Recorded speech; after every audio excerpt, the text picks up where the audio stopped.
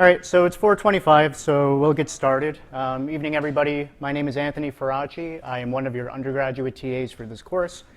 For those of you who don't know me, office hours are Wednesday from 1 to 3 p.m., Physics A floor, room 129. With the exception of this week, we'll be holding a supplementary office hour on Friday from 12 to 1.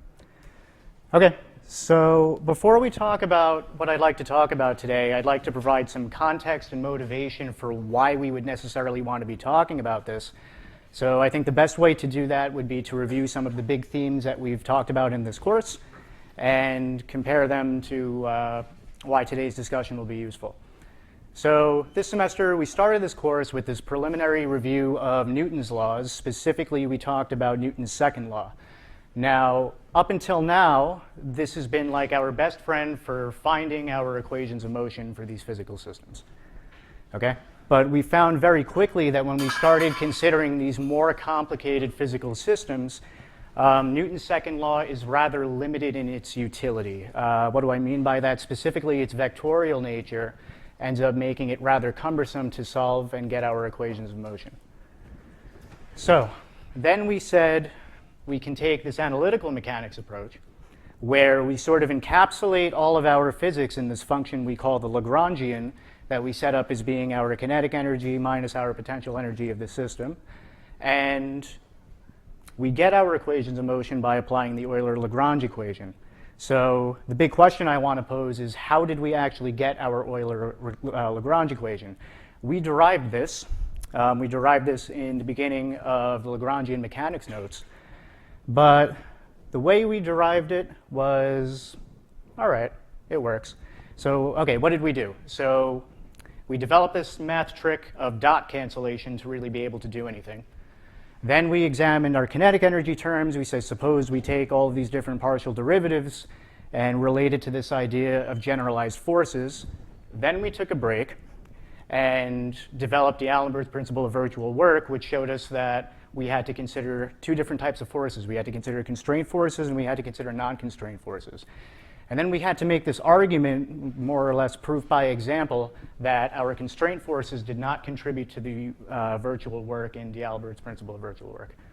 Then we talked a little bit about conservative forces, related that to the potential energy term, threw it all together, and we ended up with the Euler-Lagrange equation. I'm summarizing very briefly, but those are a few of the big ideas that we went over. So in contrast, today we're going to be talking about the principle of least action, which is not really doing it justice, but in another sense is this alternate derivation of the Euler-Lagrange equation.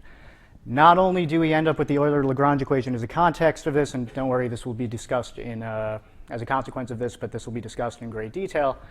It also gives us some insight into, it gives us like this intuition about why our physical systems in nature behave the way they do. So that's the context and motivation. We're looking for another way to end up with the Euler-Lagrange equation and perhaps maybe explain it intuitively. So I want to pose a question. So suppose we have this dynamical variable q that we would find in some general Lagrangian of a system. And I want to pose the question, how does the system change if I make small variations in this dynamical variable q?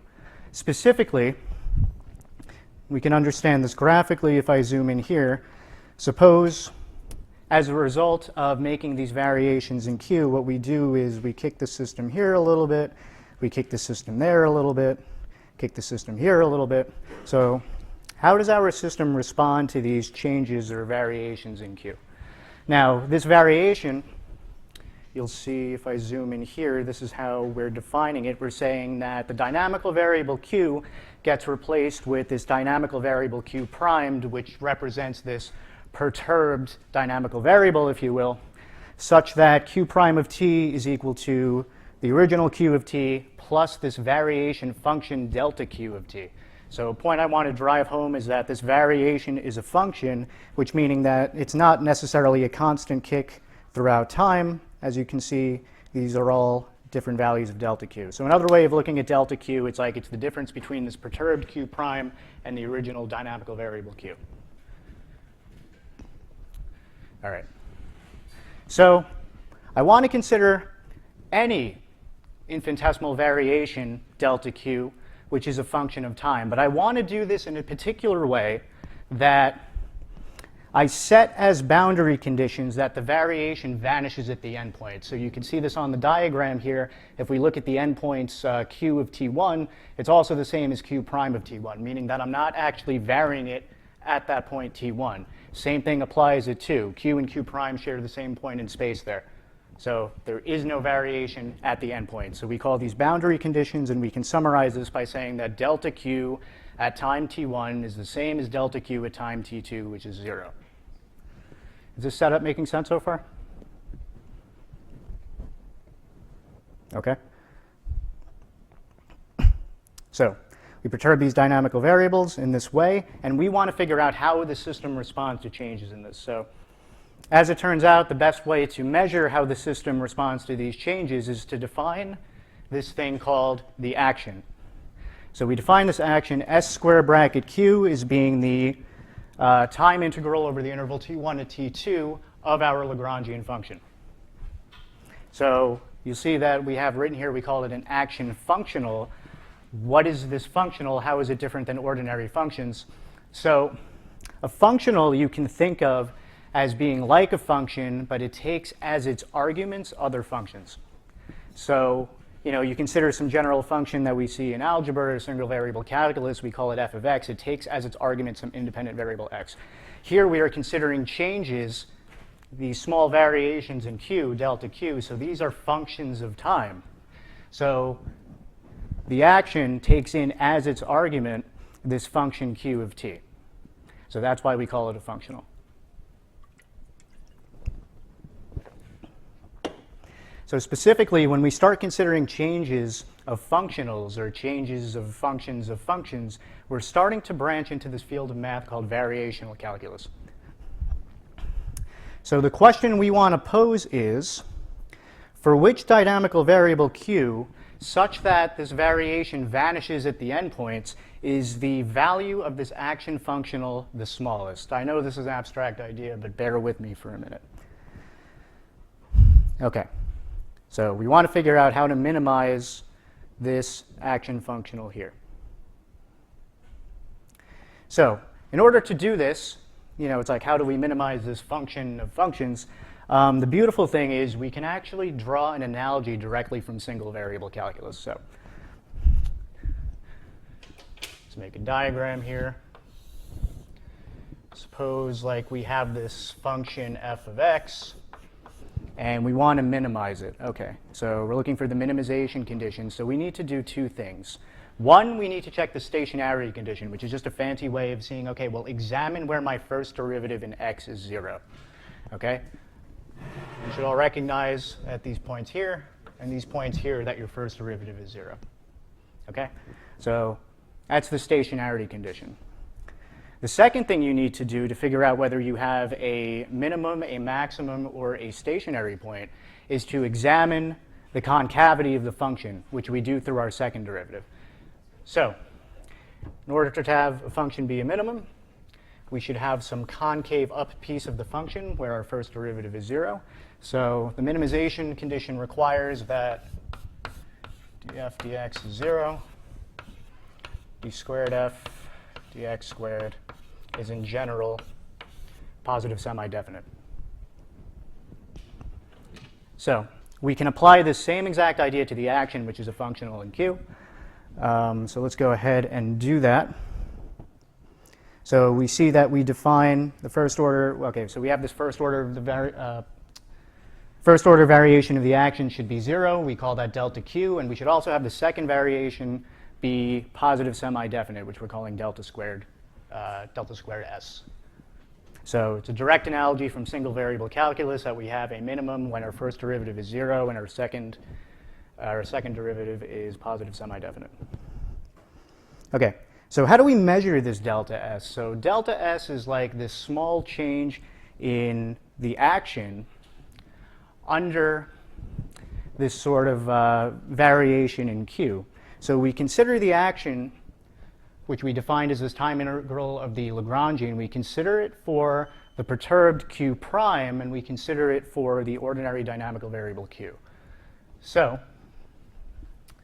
what we do is we want to consider delta S, which is like this difference between the two to first order.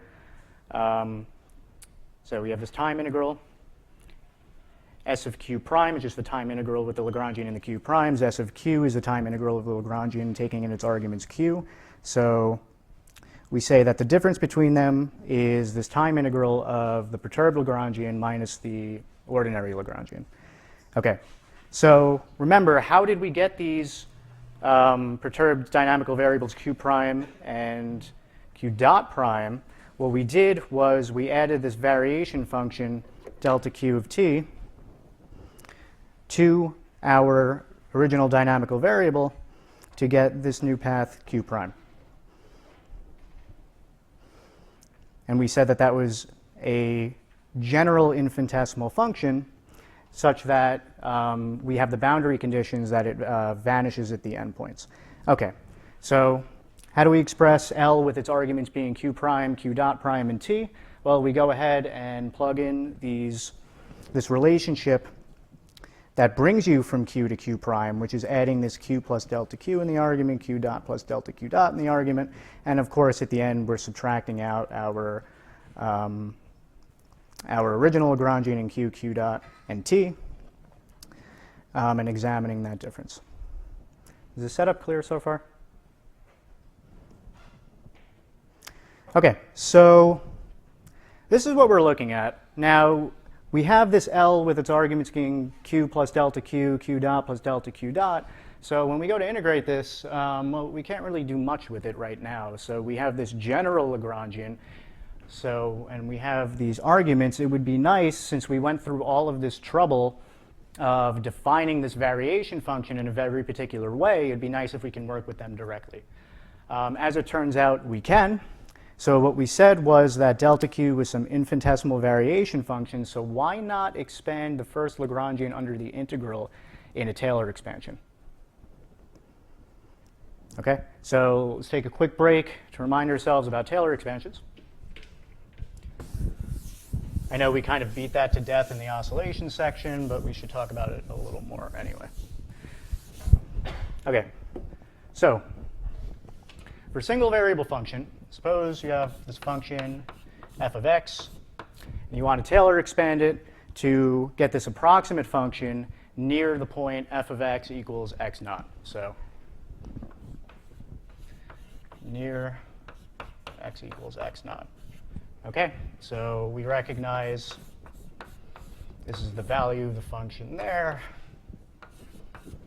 plus the first derivative of the function evaluated at x equals x naught, times x minus x naught, plus the second derivative of the function of x, evaluated at x equals x naught, times x minus x naught squared, plus terms which go like x minus x naught cubed. All right, how do we interpret this? It's like, okay, well, this term here is ensuring that ensures that our approximate function takes on the same value as the original function at x naught. This term here is responsible for making sure the rate of, yes? Factor 1 over 2 factorial. Yes, thank you. 1 over 2 factorial. This term here is responsible for making sure the rate of change of the approximate function is about the same as the original one. And this one here is responsible for making sure the concavity is the same. Okay, so we understand that pretty nicely from Calc 2, and we dealt with them in the oscillations notes. So the question is, how do we generalize this to multivariable functions, functions of several variables? It generalizes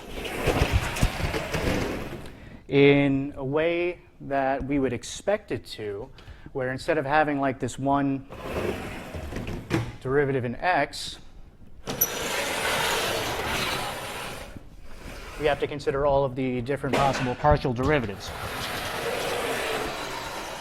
So suppose we have some multivariable function. We'll put in 2 variables for now, and we want to Taylor expand this near the point x naught, y naught. Okay, direct analogy with the single variable case. You have the function at x naught, y naught, plus, okay, so in the single variable case, we just had one derivative for one variable. Now we're going to have two different derivatives for two different variables. But since this is a multivariable function, we're considering the partial derivatives.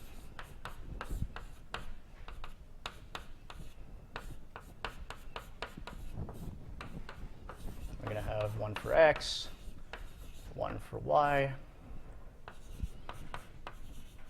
evaluated near the point, well, at the point x naught, y naught, y minus y naught.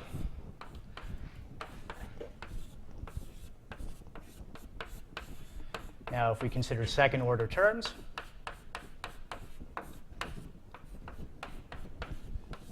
we have to consider all of the different partial derivatives, all of the different second partial derivatives that we could have here.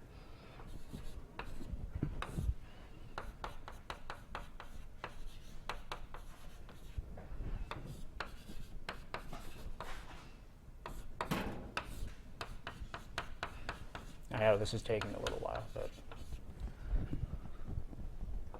okay, so we have these two partial derivatives, one for x, one for y, but of course when we have a multivariable function, we also have these mixed partial derivatives, don't we?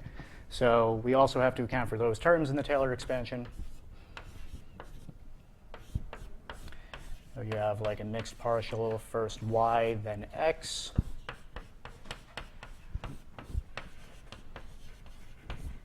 These are all evaluated at the point x naught, y naught.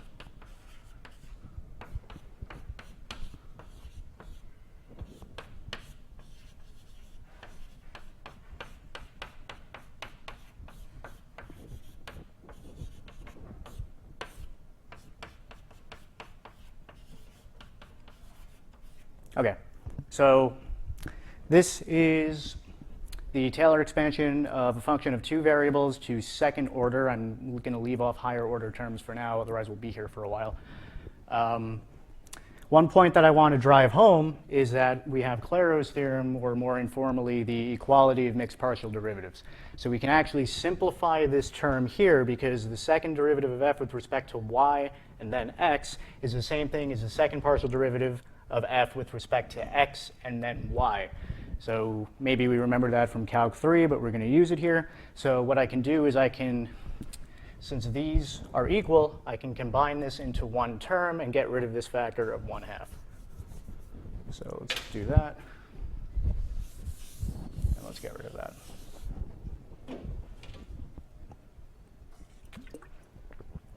OK. So similarly, we can apply this to our Lagrangian, where we have L of q plus delta q, q dot plus delta q dot, and time. So we're taking delta q to be this infinitesimal variation function, so it acts as a small parameter in our function. So when we go ahead and Taylor expand this, well, we get the value, we get the Lagrangian evaluated near delta q, at delta q being 0, plus the first derivative of the Lagrangian with respect to q times delta q. Then the same thing, but for delta q dot, partial derivative of L with respect to q dot times delta q dot. And then we consider our partial derivatives, our second partial derivative. So we have one partial derivative with q, 1/2 d squared L dq squared times delta q squared. One for the q dot terms, and the mixed partial derivative, which we showed here that we can combine into one single term based on the equality of mixed partial derivatives. So that's why the factor of 1/2 is appearing for the second order terms in delta q and delta q dot, but we don't have that factor of 1/2 for the mixed partial derivatives. So that's just a little math. OK, so now we want to consider this, this change in S. So, and remember what we said before is that we're looking to minimize this. So we want to see when the first order variation of S is 0 and the second order variation of S is a positive semi-definite. So delta S is this difference between, where do we have it here? Is this difference between s of q prime and s of q, but only keeping the first order terms. So if I keep the first order terms in my Taylor expansion, it's like, okay, so when we subtract out the original action, it's like this Lagrangian part goes, the Lagrangian in q, q dot, and t goes away, and we're left with these first order terms in the Taylor expansion, which appears under the integral for our delta s of q. Okay. So we've managed to Taylor expand this Lagrangian such that we can work with this first order variation of the action directly in the variation functions. Right? We went through all this trouble of defining them in the way that we did, so it would be nice if we could work with them directly, and we were able to do this through a Taylor expansion. Okay, so how can we write this in a more suggestive way? Well, the first thing you notice is that we have the second term here, which goes like partial derivative of L with respect to q dot times delta q dot. Now, how do we interpret this delta q dot? This is a subtle but pretty important point. And get rid of this Taylor expansion stuff here.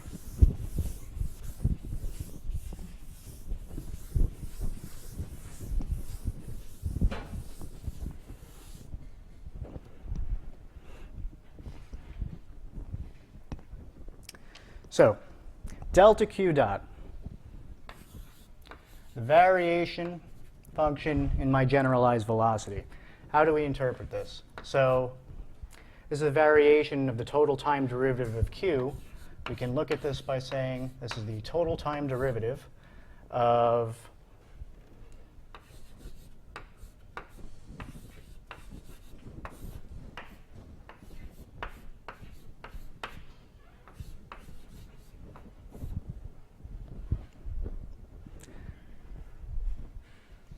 So yeah, we have the variation of our generalized velocity.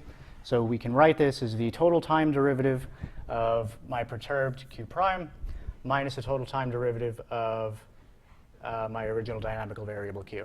So based on the linearity of how these derivatives act, these terms go away, and we can go ahead and say that the variation in my generalized velocity is just the time derivative of my variation in the generalized coordinates. So maybe this is obvious, maybe this is not. It's a subtle point that we're going to make use of in about a minute. Okay, so the way you can read that is like, yeah, the variation of the time derivative is the same thing as the time derivative of the variation. So these things sort of interchange with one another. Okay, so we're going to make use of this to write our integrand in a more suggestive way. So we're replacing this delta q dot term in the integrand by this total time derivative of delta q. Okay, why is this useful? So this is useful because it's going to allow us to integrate by parts. Because we couldn't simplify or perform any integration the way it was, so we're going to try to rewrite this differently such that maybe we can do something with it. So we see that we have dl dq dot times ddt of delta q. So it's like we have one function times the total derivative of another function.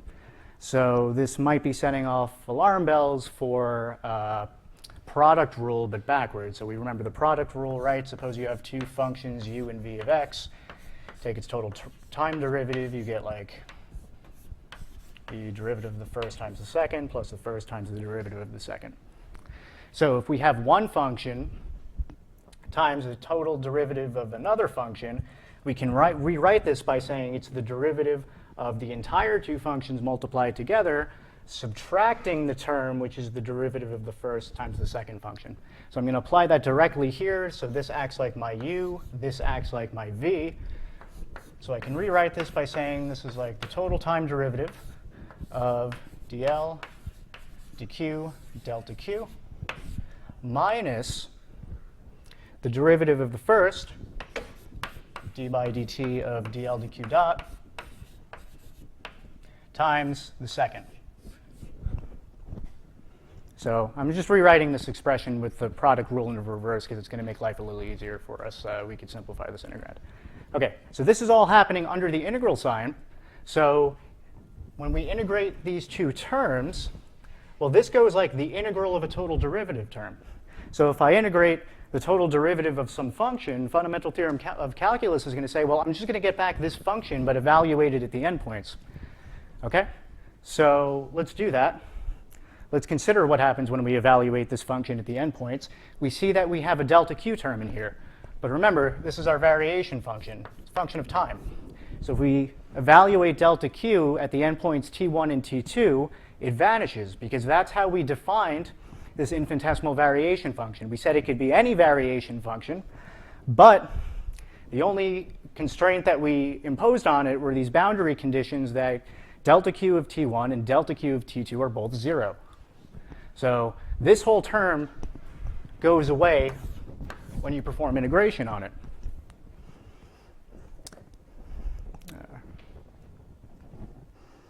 OK, so what are we left with?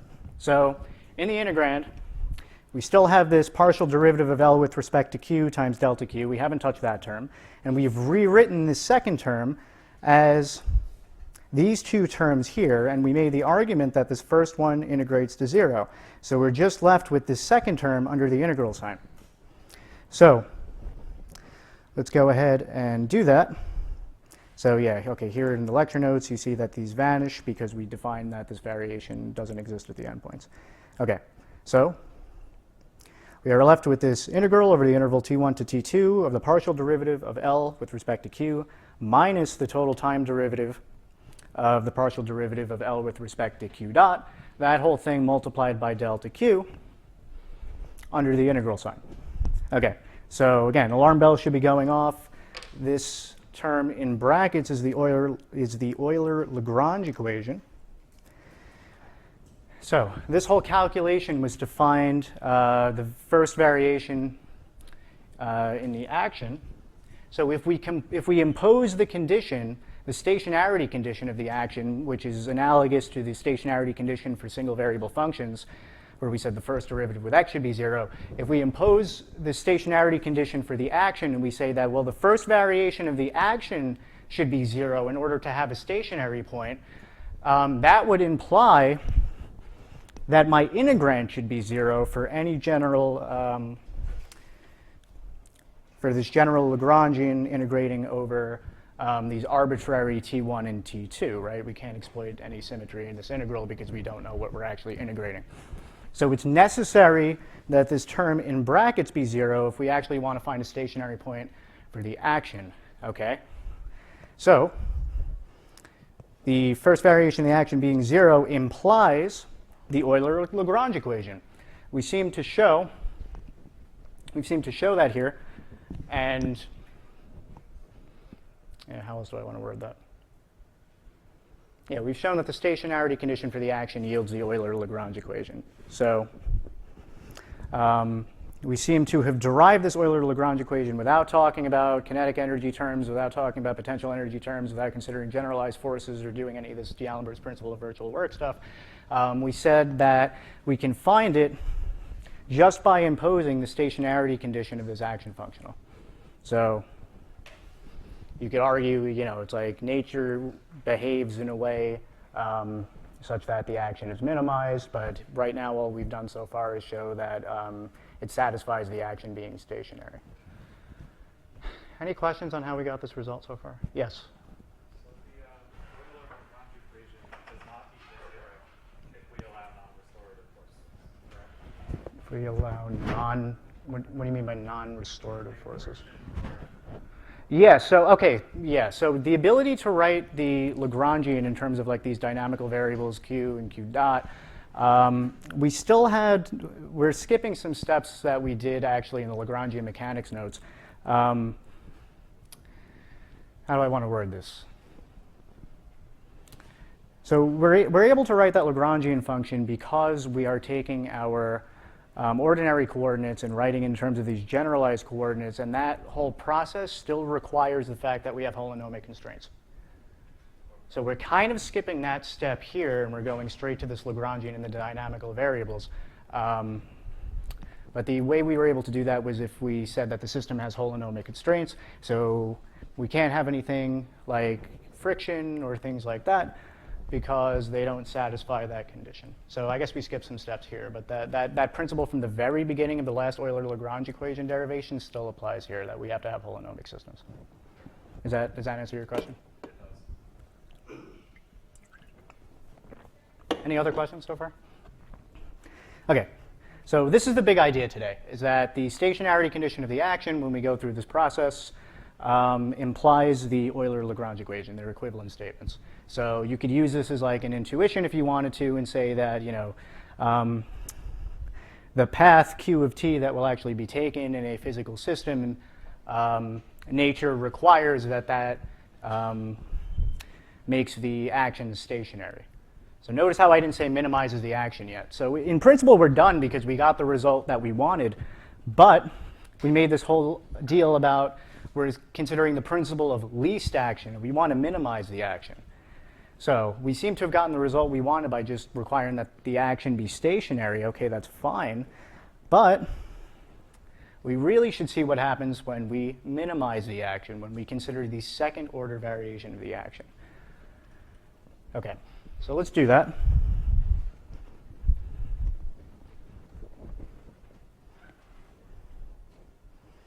OK. Now, this delta squared s of q now is going to keep the second order terms from our Taylor expansion of the Lagrangian from earlier. So if we go back to that Taylor expansion just to remind you, we absorbed all of the first order terms of this Taylor expansion into the first order variation of the action. Now when we consider the second order variation of the action, we're considering what's happening to all of the second order terms in the Taylor expansion of the Lagrangian. So the second order variation of the action is the time integral of these second order terms here. And you see that here, that we've expressed this all in the integrand. OK. Now we're going to have to jump through some hoops to try to figure out how we could make sure that the second order variation of the action is positive semi-definite. We're really considering the case where it's positive, just for simplicity. OK, so kind of like when we said that the stationarity condition of the action required our integrand to be 0 here, how can we consider that the second variation, what analogy do we make for the second order variation to be positive? Well, it would be nice if I could write my integrand as some squared functions, because if I integrate some squared functions over this arbitrary t1 to t2, of course, where t1 is less than t2, I should get some positive value for the integral. OK? So let's see if we could do some mathematical tricks to actually get that here. So first thing we want to look at is the mixed partial derivative term. So we have like the second partial derivative of L with respect to q dot and then q, multiplied by delta q and multiplied by delta q dot, which comes directly from the Taylor expansion. So just like we did for the first order variation, I'm going to write this delta q dot as a total time derivative of delta q. Right? Variation of the time derivative, the same thing as the time derivative of the variation. So I can go ahead and make that substitution there. Fine. So now it's like, OK, we have this function times the total derivative of another function, which is similar to what happened in the first order variation case. But here, notice that they're the same function. We have delta q times the time derivative of itself. So the trick I'm going to write here is I'm going to work the chain rule in reverse.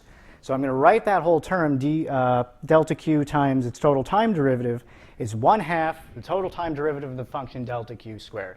So that's the chain rule in reverse, because if I go ahead and differentiate that term, I get like, OK, we bring down the 2, that cancels the 1/2. Then we have the derivative of the outside, so like ddt of delta q, which is just delta q dot, times delta q. So it gives us back this delta q times delta q dot. This chain rule, but backwards. OK, so now we've effectively written this mixed partial derivative term in terms of a function times the total time derivative of another function. So let's examine that again, like we did for the first order variation. Will you guys be able to see if I write on that same size on this board here? You guys can see that? OK, good.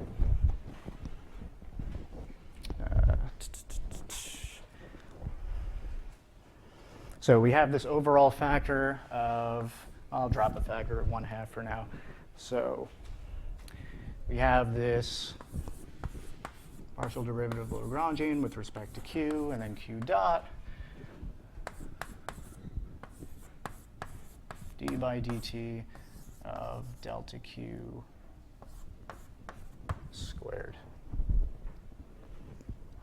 Okay, so again, reiterating the point.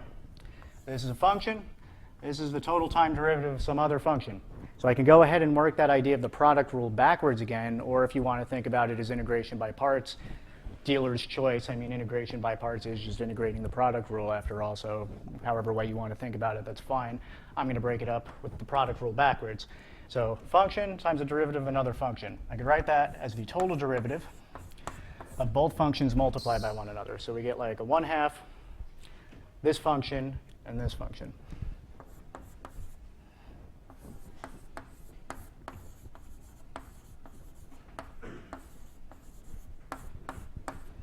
Minus the derivative of the first function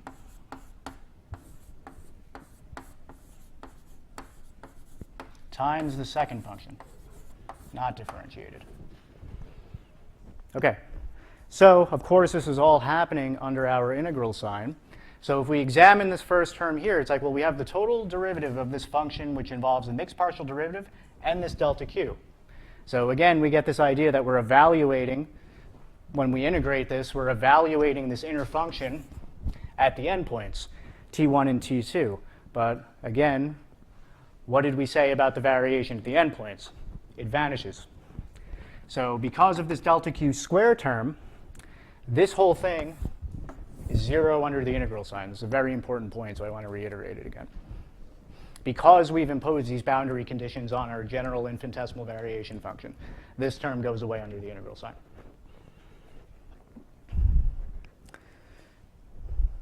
Okay, so we're left with this second term here. So let's go ahead and put it back in our integral. And we're left with this rather messy looking integral when we group the terms, because we have a delta q squared term here. So let's go ahead and group that with our delta q squared term here. Why not? And everything has an overall factor of 1/2 in it, so I'm just going to go ahead and take that out of the integral completely. Okay, so let's take a look at this. We have this first very messy function. We have second partial derivative of L with respect to q squared minus the total time derivative of my mixed partial derivative. That whole thing times delta q squared, plus this function, which is like the second derivative of L with respect to q dot, times delta q dot squared. So for simplicity and going further with this derivation, I'm going to call this first function n, and this second function m, just to simplify things a little bit, because you're not going to want to write this 1,000 times. So I guess one comment I should make is like, okay, why are we calling these things n and m? There's actually a good physical reason why we decided to call that second function, second partial derivative of L with respect to q dot, why we decided to call that m. So let's see why that might be a good thing to call it.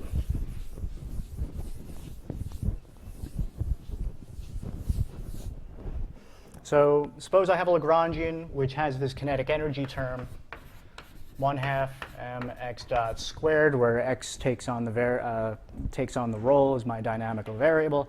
I take one partial derivative of, I should mention that we're also going to have potential energy terms, but those are not going to depend on the generalized velocities. Okay, the part that depends on the generalized velocities is my kinetic energy term from the Lagrangian, definitely. So when I go ahead and I take a partial derivative of this with respect to x dot, we get like mx dot. I do it again, I get m. So it seems like it's the mass of the thing in our physical system. But, okay, suppose we wanted to do this in like polar coordinates. We'll get a kinetic energy term like this. Suppose we're at some constant radial distance, like for the simple pendulum, right? So so pretend we're doing it for the simple pendulum. So we have this constraint in the radial direction. We have this degree of freedom in the angular. So our degree of freedom is phi there. We go ahead and take like the first partial derivative with respect to my generalized velocity. We get like ml squared phi dot. I do it again. We get ml squared. So this takes on like this moment of inertia.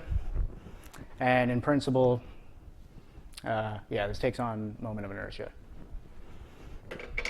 So it's like this generalized mass function. So we're calling it m. The other thing is n. I don't think it has a great physical interpretation. OK. Any questions so far? OK.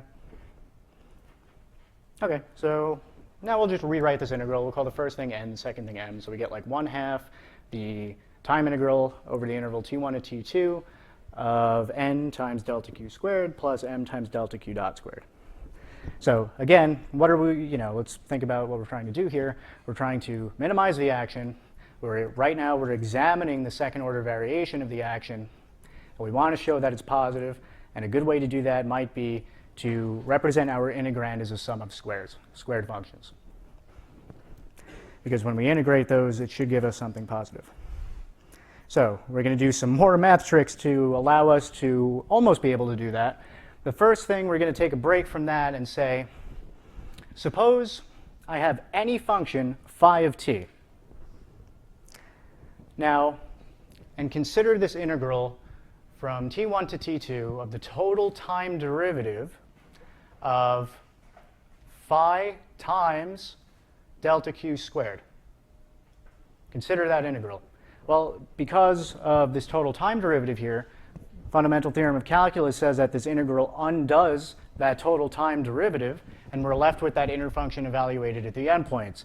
Again, we have this delta q term inside those brackets. So when we integrate that, that term should vanish because delta q is 0 at our endpoints. We do not allow a variation at the endpoints, only between. It takes on some infinitesimal function. OK, so that integral is 0. Now what we can do is actually go ahead and explicitly differentiate this with time. I'm not changing anything. I'm just actually going to go ahead and carry out that differentiation operation here.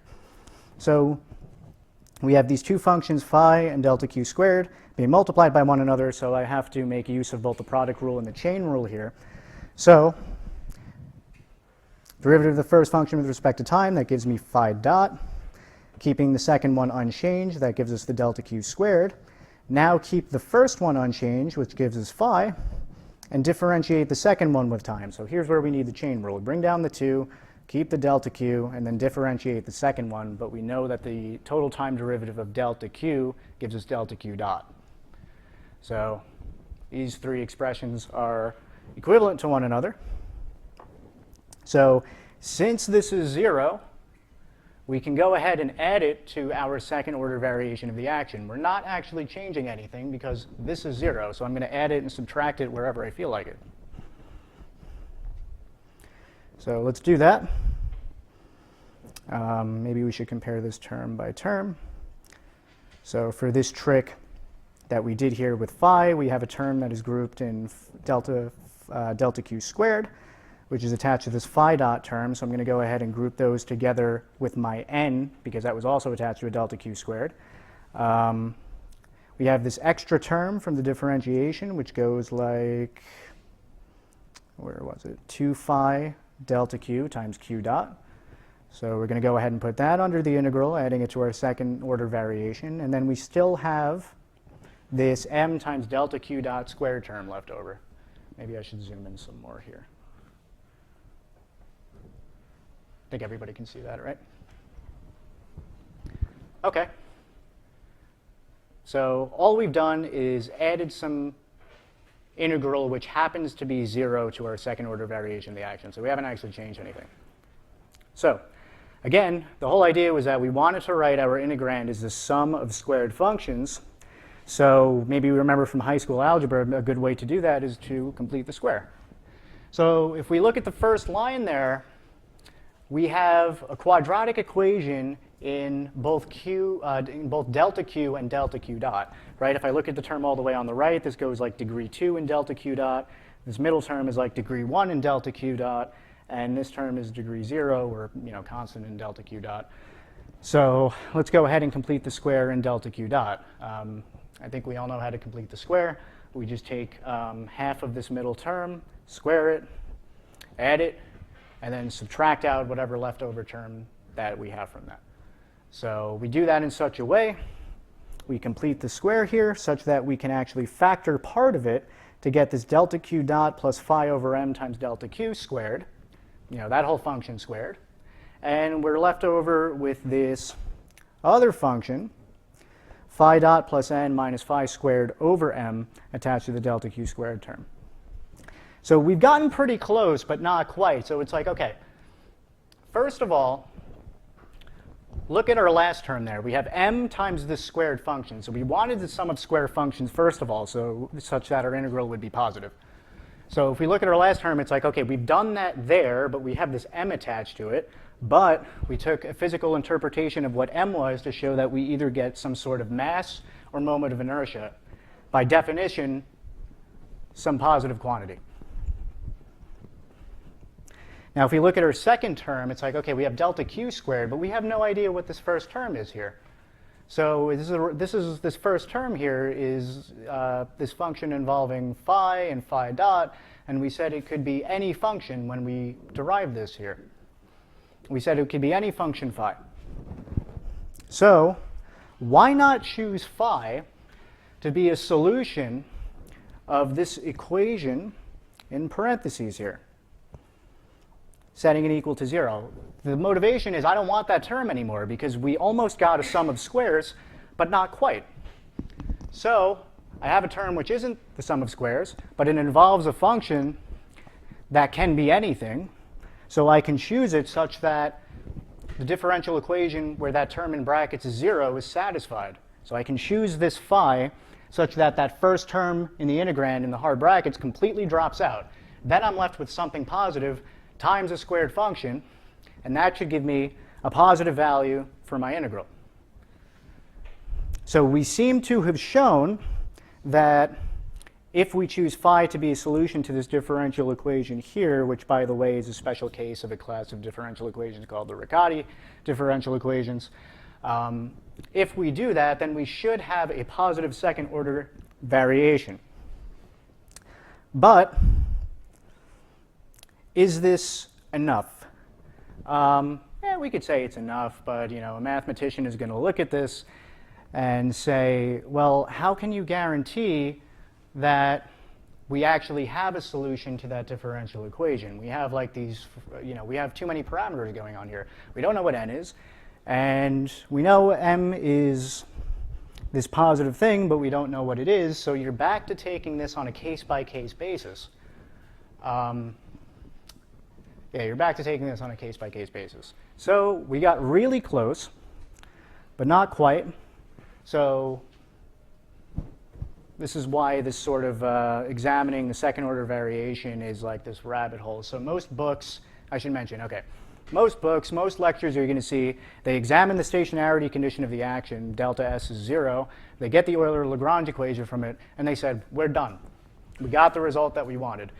And I remember this always bothered me when I was learning this material. It's like, well, we said it should be the principle of least action, so let's like go minimize this thing.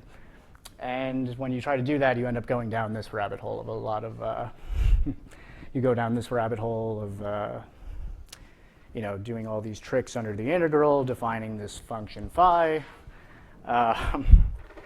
then doing this trick of completing the square. And at the end of the day, it still doesn't work. So we got close, but not quite. I'm going to leave it at that. This is more of a subtle point than it is a super important point for today's lecture, but we should see if it's positive, so we tried. I should mention that I kind of took the assumption that m is like this positive thing from a physical point of view. And when we require that in our derivation of the second order variation, and I said it's this positive thing, what I'm doing is I'm imposing something called the strong Legendre condition. That just says that m is greater than 0. But in principle, there's also a way to do this for the weak Legendre condition, which says that m is positive semi-definite. So it could be greater than or equal to 0, but never negative. Okay? So Again, this proof hinges upon the existence of a solution to that differential equation that we chose phi to be a part of, and we said that we can't guarantee this in general because we have too many free parameters in that differential equation and cannot guarantee uniqueness and existence of that solution without knowing what those n and m's are. Okay, we got through that. I understand that's a tough idea. Do we have any questions, concepts, mathematically, anything before moving on? As these have been pretty important ideas so far. So, okay.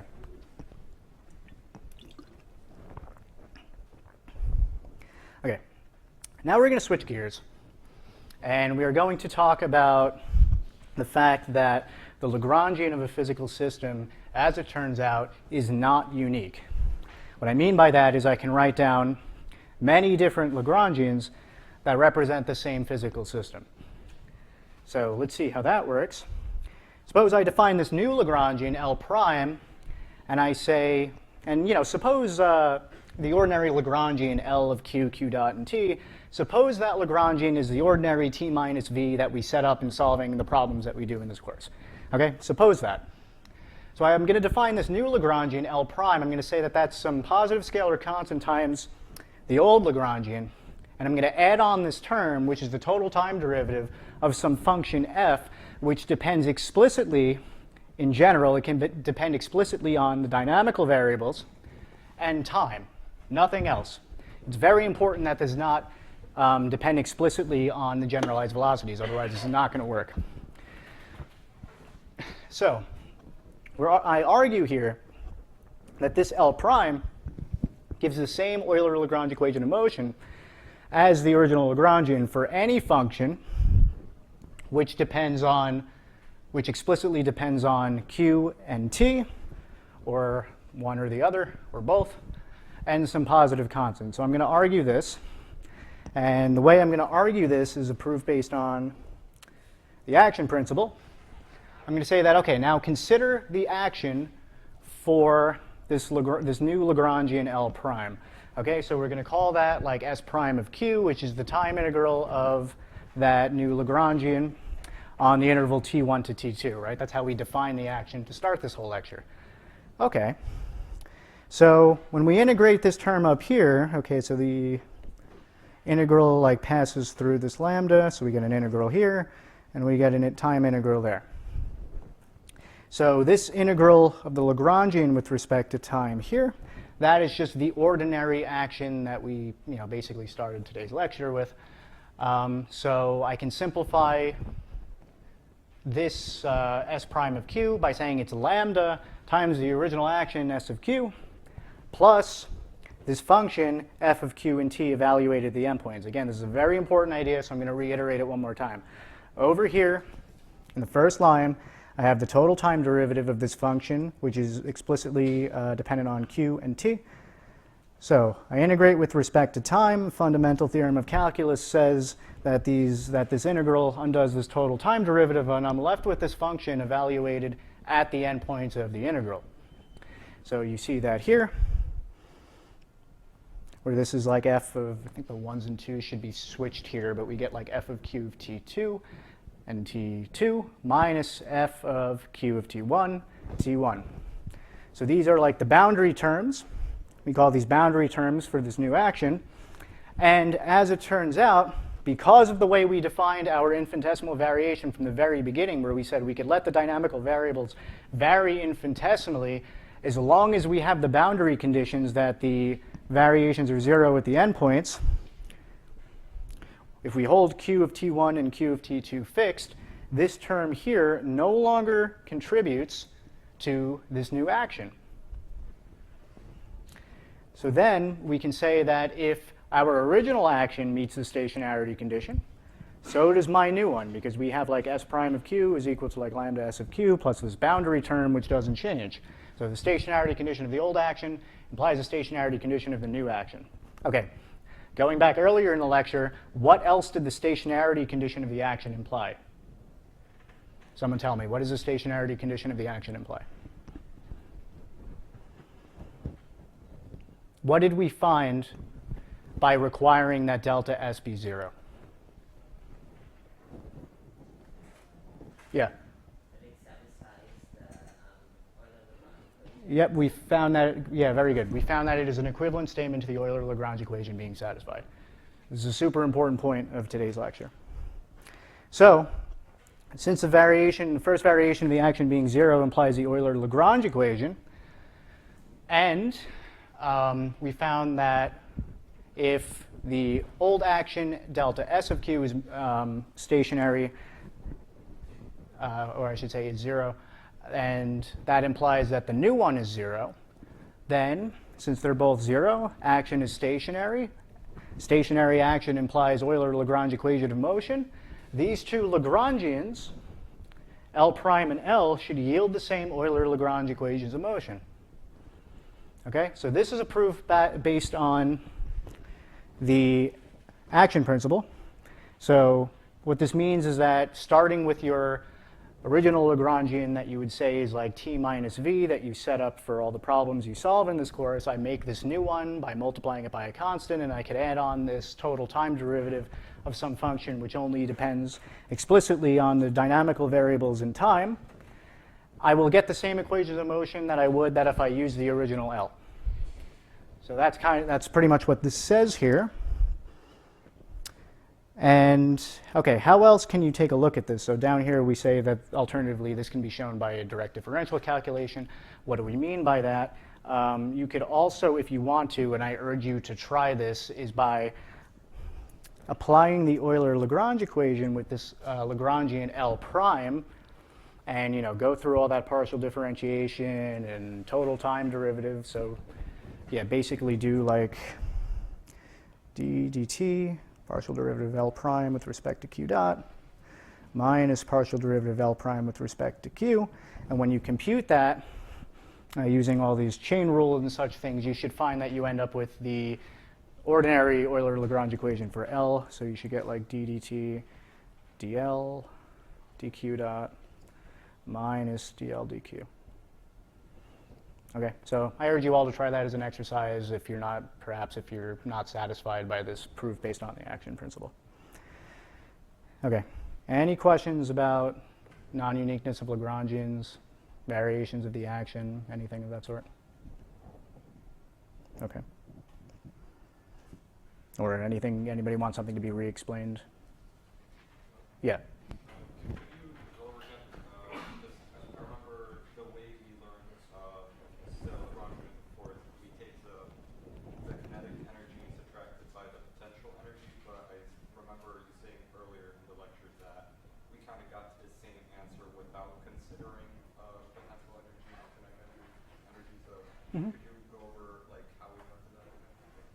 So how we got the Euler-Lagrange equation without considering those things?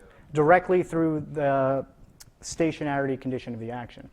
So I was able to show, if we go back earlier, that I'm not talking about kinetic energy, I'm not talking about potential energy. All I'm saying is consider this functional S of Q, which is the time integral of the Lagrangian, and say we want to minimize this quantity, and we do that, we find that the first order variation, the stationarity condition, which says that the first order variation is 0, when we impose that condition, we're left with the Euler-Lagrange equation. So we didn't consider any kinetic energy or potential energy terms here.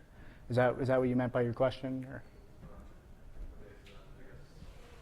How would we get that function in general, I guess? Which function? You said we consider a function. The way we kind of got to the Lagrangian function kind of is we consider the kinetic energy and potential energy, but I guess here we kind of assume we already have that function. Oh, so you're saying like we already have the Lagrangian, but we didn't consider this kinetic energy and potential energy, so where would we come up with this idea of the Lagrangian? Am I understanding that correctly? Yeah. Yeah, I guess this doesn't really motivate why. Yeah, so this derivation doesn't motivate why we would define the Lagrangian function as being the kinetic energy minus the potential energy. So if you want like that physical way to get the function, I would say that you would have to go back to the derivation that we did in the Lagrangian mechanics notes, because that kind of motivates where it comes from the kinetic energies and the potential energies. So here we're saying, given a Lagrangian, we're comfortable with it already. So given this function L, which I did not talk about being kinetic energy minus potential energy, just take this function. This still works, and we can derive the Euler-Lagrange equation just from minimizing this action. So I didn't, yeah, we don't consider energies here. Does that answer your question? Okay. I guess also, you could go over the difference between like stationary and minimizing. Sure, absolutely. So when we deal with these functionals here, and we're considering we want to minimize this action, we said a functional is like a function which takes in as an argument some other functions. So we can draw a direct analogy to single variable calculus to understand what it means for a functional to be stationary. So if we have some function f of x, which goes like this, okay, where is the minimum of this function? Local minimum, probably shouldn't draw it like this because then we have two. We have a local minimum here, we have a local maximum here, we have like a local maximum here. So how do we identify these? Well, we see that if we're at a minimum, that the value of the derivative with respect to x here, if this is a function of x, is 0. As we see the rate of change approximately right here, right? This is like 0. There's no rate of change there. But of course, the same thing still applies to maxima and stationary points. That we have no rate of change at the maxima and minima. Okay, so just imposing the stationarity condition shows that we have some extrema in our function here, but it doesn't actually specify whether it's a minimum or a maximum. So to figure out whether it's a minimum or a maximum, we can see that the concavity of the function determines whether or not it's a minimum or a maximum. If it's concave down, so it goes like this, that corresponds to a maximum. And concave down also corresponds to the second derivative of x of this function being negative. If we have some concave up piece right here, that, along with the derivative, the first derivative being 0, is precisely the condition for minimization. So minimization, we need two things. First derivative should be 0. Second derivative should be positive. So right here, we know that we'll have df dx is 0. And d squared f dx squared is positive. Okay? So that's a condition for minimization, and we're drawing a direct analogy from single variable calculus to this action functional that we defined earlier in the lecture. So we said, okay, we have this s of q. So how is that minimized? So direct analogy, that should happen when delta s, first order variation in q, is 0, and delta squared s, second order variation in the action, is positive. Does that answer your question of comparing them? Okay, perfect. Anything else? Yes? On the last slide that you were just going over, when you prove that s prime of q is equal to lambda s plus the function of q, how do you go from that to then saying the variation is 0? Is that just because there's a constant difference in lambda in between? The variation. Oh, so why am I saying delta s is 0, you mean? Yeah. Okay, so I'm not saying that it is as a result of that equation that I wrote down. Where the hell are we here? Okay, so I'm not saying that s of q is generally 0, but I'm saying that suppose my action s of q is stationary, then delta s of q would be 0. But in this equation here, if I let delta s of q be 0, because of the constant lambda and because of this invariance of this function f, at these boundary terms, I'm saying that if delta s is 0, then that would have to imply that delta s prime is 0. And then we said that stationarity condition of the action, delta s is 0, then implies the Euler-Lagrange equation, which we found earlier. So delta s is 0, delta s prime is 0, same Euler-Lagrange equations of motion. Any other questions? These are good questions. Anything else? Okay, so we talked about non-uniqueness of Lagrangians. We have 15 minutes left. Let's do this. Okay, so we're going to now consider something which we call the generalized variation of the action. I should probably zoom in here. So what did we consider before? We considered this variation delta q, which again is a function of time.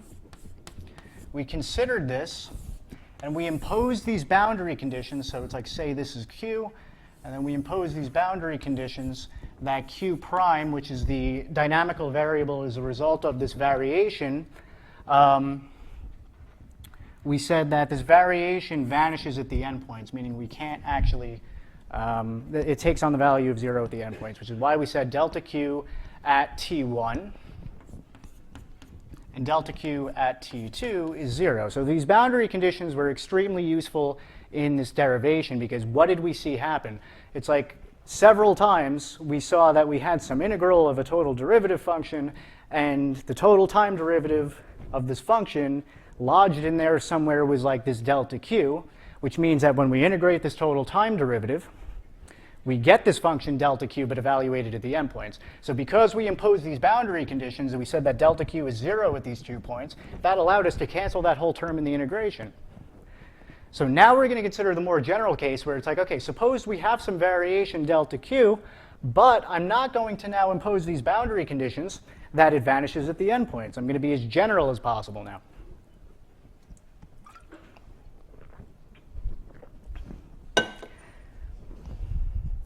So let's do that.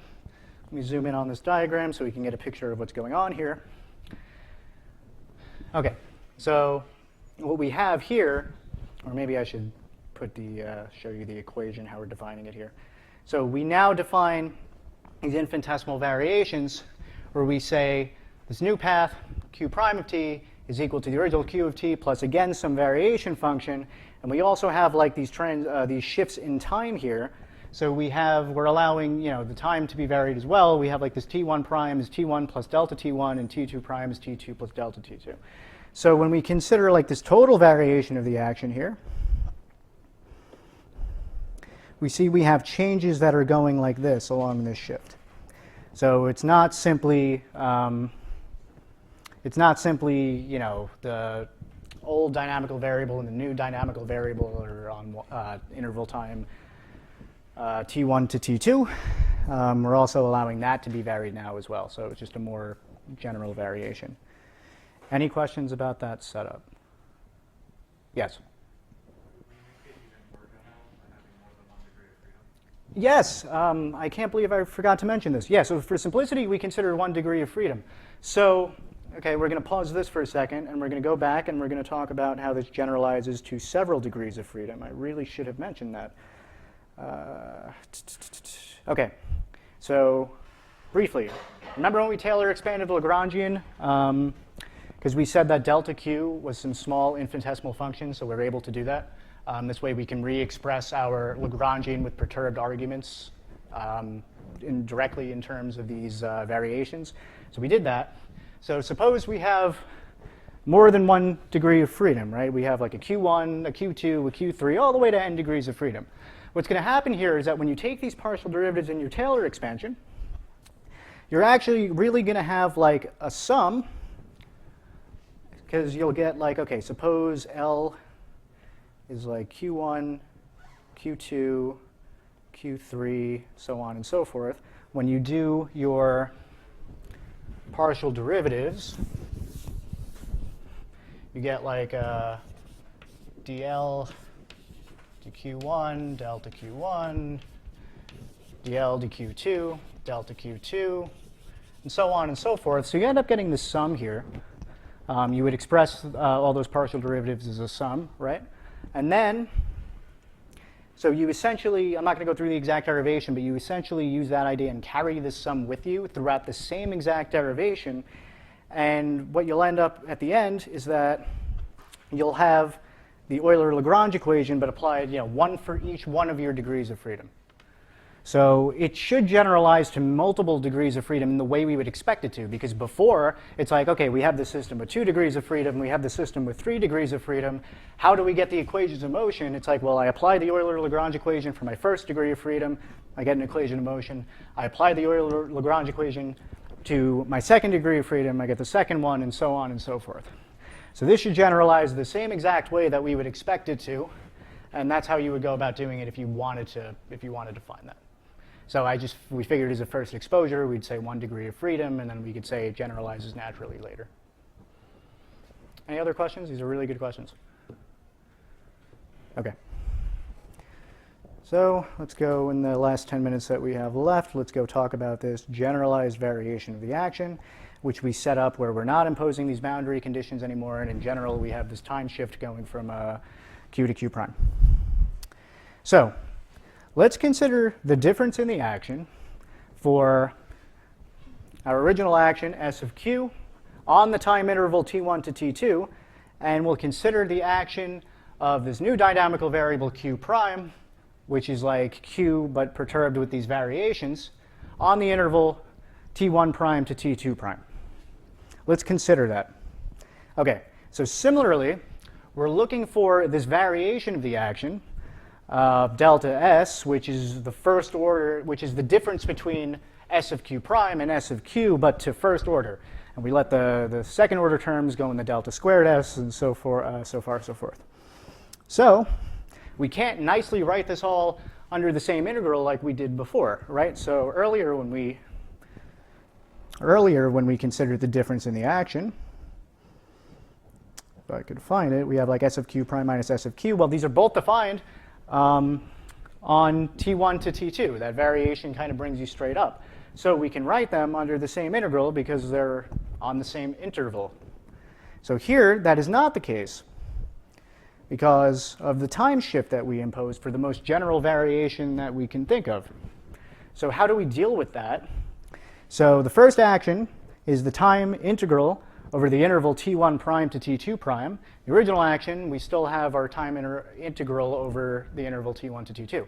So it would be nice if I can replicate the same sort of tricks that I used earlier by writing this all under the same integral from T1 to T2. Let's see what happens if we try doing that. So I'm going to integrate the difference of these Lagrangians on T1 to T2. So let's consider what happens to the Q prime, because that's the one that we're changing. We went from integrating from T1 prime to T2 prime, and it's like now we're integrating from T1 to T2.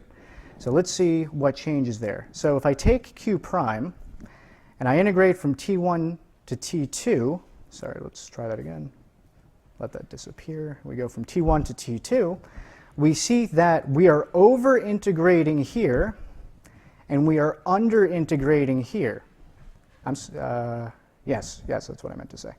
So why am I saying that? It's like, OK, well, if we integrate from T1 to T2, we were originally starting from T1 prime to T2 prime, and now we're starting from T1 to T2.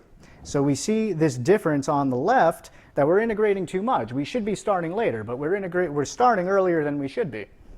And if we look at the end, we should have stopped. We should be stopping at T2 prime, but we're stopping at T2. So we're missing that piece of the integral, and we have too much integral at the beginning, if you will. Yeah? Could you please repeat the point where you said that we are under-integrating and over-integrating? Repeat the over and under. Yeah, sorry. Yes. So when we examine the action for Q prime and Q, we know the action we define to be the time integral of the Lagrangian over this interval. So if we look at how we get from Q to Q prime, it's like we have this general variation that we defined by Q prime being Q plus delta Q, and these variations in time as well. So we have like that time shift, if you will. So the action of L of Q prime, of the Q primes, what that is an integral over that interval where we have Q prime defined here. So that interval, Q prime starts at T1 because of the time shift, and Q prime starts at T1 prime because of the time shift, and it ends at T2 prime because of the time shift. So we have that integral there, and we know that the ordinary action is just the Lagrangian integrated from T1 to T2. So the idea is I want to write this all under one integral going from T1 to T2 because it would be seriously similar to what we did earlier, where we were able to do some nice tricks and simplify this. So, okay, so let's see what happens if I try to do that. Now I have this integral of the Lagrangian of q primes from t1 to t2. So if I integrate q prime from t1 to t2, I start here and I end here. But the original integral that I had started here and ended all the way out here. So I'm starting the integral later than I'm starting the integral, this new integral that I'm saying, earlier than I should be, and I am ending earlier than I should be. Because I should have started here and went here on the top line, but I'm starting where I am on the bottom line, which means that we integrated too much here because I shouldn't have started till t1 prime, and I integrated too little here. Does that make sense? Yes. And what's the benefit for having it at the 1? What's the benefit for having it done? Why are we having it at 1? Why are we doing Oh, okay, so because before when we considered the first order variation of the action such that we had our variations vanish at the endpoints, that's kind of how we started because they were both defined on t1 to t2. So I'm saying maybe we can do some of the same tricks that we did before if we write them under the same integral. Meaning if we can get this process to look as close to the old process, then I could probably do something useful with it. So that's why we want to do it this way. So it's like, okay, I integrated too much here and I integrated too little here. So I have to subtract off those pieces in order to get these differences in the action to actually be equal to one another. So I integrated too little, going from t1 to t2 due to this extra piece here. So I'm going to add on an integral of L of q prime going from t2 to t2 prime, which again is this infinitesimal difference in time. And I'm going to subtract off where I integrated too much when I started at t1 when I should have been starting at t1 prime. So I'm going to subtract off that piece, and that sort of fixes the problem. Is that clear? Okay. Okay, moving on. Okay, so now when we consider the first order terms in the variation, in the difference of, I should say, when we consider the first order terms of the difference of the perturbed action, if you will, compared to the original action, we keep these first order terms in the Taylor expansion like we did before, okay? So these are your first order terms from, yeah, how do I want to say this? Yeah, so these are your first order terms from the Taylor expansion, and now you see we have like L times delta t evaluated at the endpoints, but let's see how that works. Those comes from these extra two integrals that we had to put in here to make sure that we integrated everything the same way we did before. So this I'm saying is like LT evaluated to T2 and T2 prime, and this is like LT evaluated to T1 and T1 prime. So you may be wondering to yourself, it's like, whoa, wait a minute. Lagrangian, we're saying, is generally time dependent. So when we integrate this thing, how come I'm just able to tack on a t and evaluate it at the endpoints? If it's some time dependent function, surely its integral isn't necessarily the function times time. That only applies to constants, right? Yeah, okay. But look at our time interval. It's t2 to t2 prime and t1 to t1 prime, okay? What is the difference between t2 and t2 prime and t1 and t1 prime? If we consider those differences, it's just delta t1 and delta t2. These differences are infinitesimal, meaning you're integrating over an incredibly infinitesimal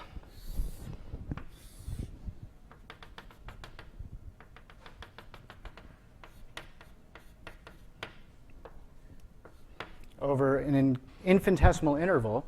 So this goes back to like this idea of Riemann sums, where like you say that like this area is like this rectangle formed here, and you add them all up and discretely, and then you consider the exact answers when the width of your rectangles goes to 0, meaning that you take the limit as instead of having this discrete sum, you take the limit that your sum is continuous, and when you do this over the full interval, you get the exact answer of the area under the curve for your integral. So here what we kind of have is like this idea of a Riemann sum over infinitesimally small intervals. So when we integrate from t1 to t1 prime, we just get the Lagrangian times delta t since it's infinitesimal. Does that make sense? OK, let me see if I could say one more thing because we're almost out of time here. OK, one more thing I have time to say is now we get this equation up here, which is like the same first order variation term that we had in the original derivation. And now we have this Lagrangian times delta t evaluated at the endpoints t1 and t2. It's equivalent to the integral from before. Now we evaluate this.